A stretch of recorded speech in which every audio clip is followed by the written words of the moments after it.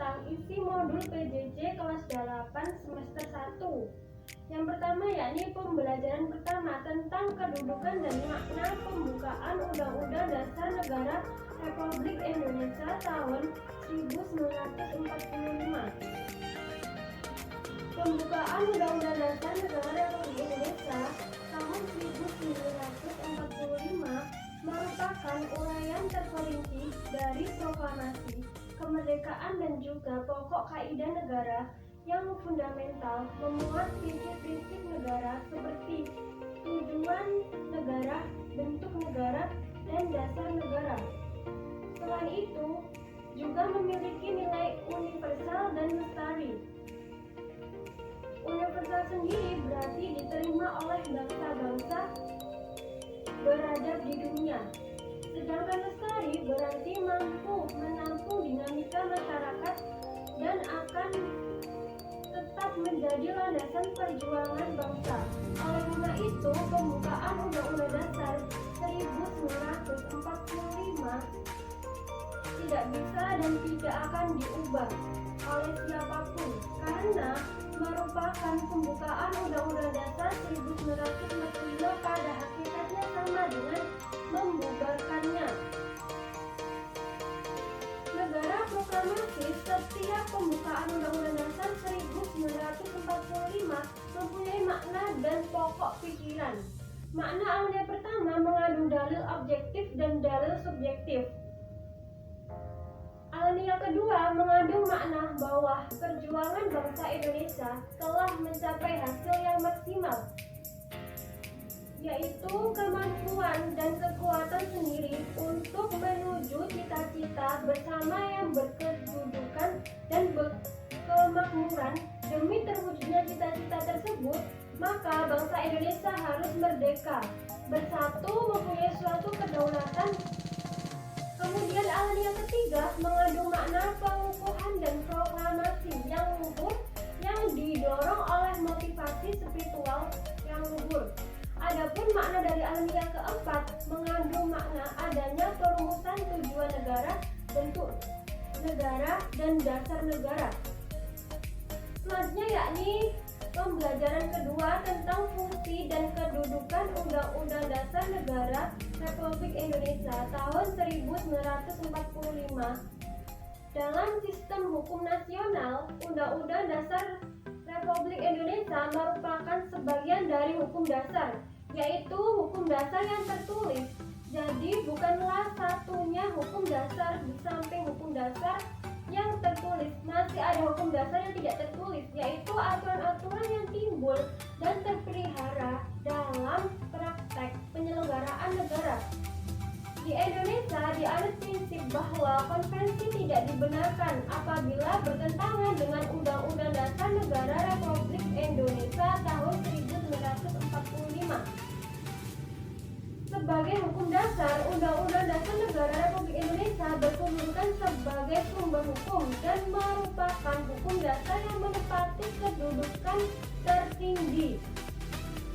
Dalam kedudukannya sebagai sumber hukum yang tertinggi, setiap peraturan perundang-undangan di bawahnya harus berdasarkan dan bersumberkan pada Undang-Undang Dasar Negara Republik Indonesia tahun 1945. Pada akhirnya, semua peraturan perundang-undangan tersebut harus dipertanggungjawabkan sesuai dengan ketentuan Undang-Undang Dasar Negara Republik Indonesia tahun 1945. Dalam kedudukan yang demikian, Undang-Undang Dasar Negara Republik Indonesia tahun 1945 memiliki fungsi sebagai satu, alat kontrol Undang-Undang Negara Republik Indonesia tahun 1945 sebagai alat kontrol apakah aturan hukum yang lebih rendah sesuai atau tidak dengan norma hukum yang lebih tinggi, yaitu Undang-Undang Dasar Negara Republik Indonesia tahun 1945. Yang kedua yakni pengaturan atau pengatur. Undang-Undang Dasar Negara Republik Indonesia tahun 1945 juga berperan sebagai pengatur. bagaimana kekuasaan negara disusun, dibagi, dan dilaksanakan. Yang ketiga yakni penentu. Undang-Undang Dasar Negara Republik Indonesia tahun 1945 juga berfungsi sebagai penentu hak dan kewajiban negara, aparat dan warga negara. Selanjutnya yakni pembelajaran ketiga, menelaah peraturan yang berlaku di lingkungan keluarga dan masyarakat. Disinilah tempat lembaga atau instansi pasti ada aturan yang berlaku dan harus dipatuhi oleh siapapun yang berada di tempat itu. Aturan ada dalam kehidupan manusia untuk dipatuhi. Contoh, aturan adalah dalam lingkungan keluarga dan masyarakat. Keluarga adalah lingkungan pertama kali manusia mengenal aturan. Sedangkan masyarakat merupakan tempat manusia bersosialisasi di luar keluarga.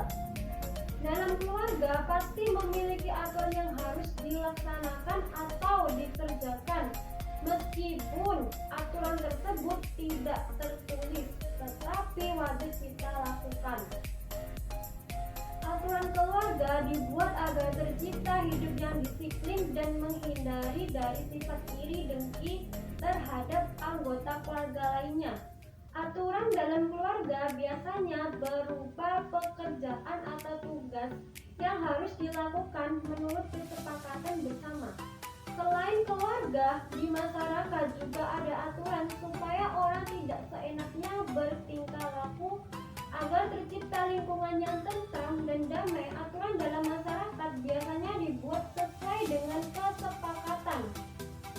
Aturan dibuat untuk kepentingan pribadi atau golongan di masyarakat. Biasanya ada aturan tertulis dan tidak tertulis.